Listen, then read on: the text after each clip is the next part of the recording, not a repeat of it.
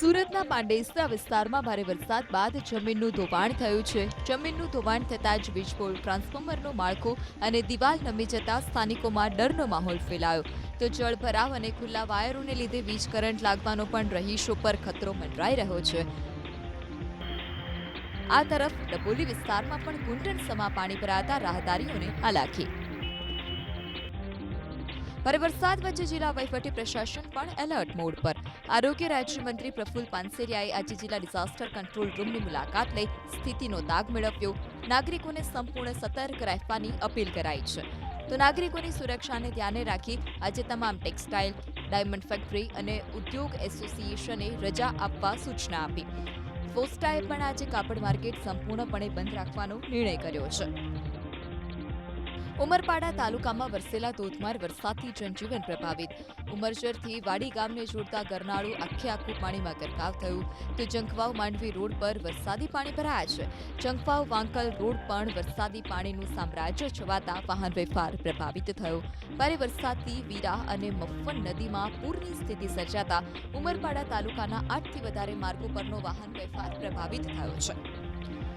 ઉમરપાડા તાલુકાના આંબલી ડાબરા સહિતના ગામને જોડતો કોઝવે પાણીમાં ગરકાવ થયો. તો વડપાડા, હળદરી સહિતના ગામને જોડતો માર્ગ પણ વરસાદી પાણીમાં ગરકાવ થતા વાહન વ્યવહાર ઠપ થયો છે. ઉમરપાડાના બલાલકુવા ગામમાં કોતરમાં પાણીનો પ્રવાહ ફરી વળતા બે ફળિયા વચ્ચેનો સંપર્ક તૂટી ગયો. કોતરના પાણી ફરી વળતા રહીશોને અવરજવરમાં મુશ્કેલી વેઠવાનો વારો આવ્યો છે. સુરત ગ્રામ્યમાં વરસાદથી ચારેય તરફ તારાજી સર્જાઈ. કોસાડી ગામમાં ચારેય તરફ કીમ નદીના પાણી ફરી વળતા આખું ગામ બેટમાં ફેરવાઈ ગયું. ગામમાં જવાના રસ્તા ઉપર ગળાડૂબ પાણી ફરી વળ્યા. કોસંબાના માંગરોળ હાઈવે પર કીમ નદીના પાણી ફરી વળતા વાહન ચાલકો જીવના જોખમે રસ્તો પસાર કરતા નજરે પડ્યા. કોસાડી ગામ નજીક કીમ નદીના પાણીથી આખે આખો રસ્તો જળમગ્ન બન્યો છે. માંગરોળ તાલુકાનું વડોલી ગામ સંપર્ક વિહોણું બન્યું. કીમ નદીના પાણી ફરી વળતા ગામમાં આવવા અને જવાના રસ્તા પર કમરસમા પાણી ભરાયા છે. વડોલી ગામ સંપર્ક વિહોણું બનતા ગામમાં રહેતા 1200 જેટલા ગ્રામજનો મુશ્કેલીમાં મુકાયા. વાંકલ ગામમાં ભૂખી નદીના પાણીએ તબાહી મચાવી છે.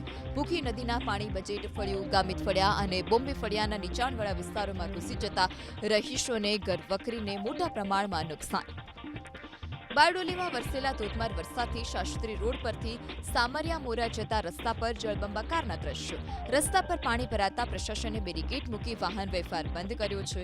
તો સ્ટેશન રોડથી મુડી પેલેસ સુધીના રસ્તા પર પણ ઘૂંટણ સમા પાણી ભરાતા લોકોએ હાલાકી ભોગવવાનો વારો આવ્યો. બારડોલી શહેર અને તાલુકામાં પણ વરસ્યો ધોધમાર વરસાદ.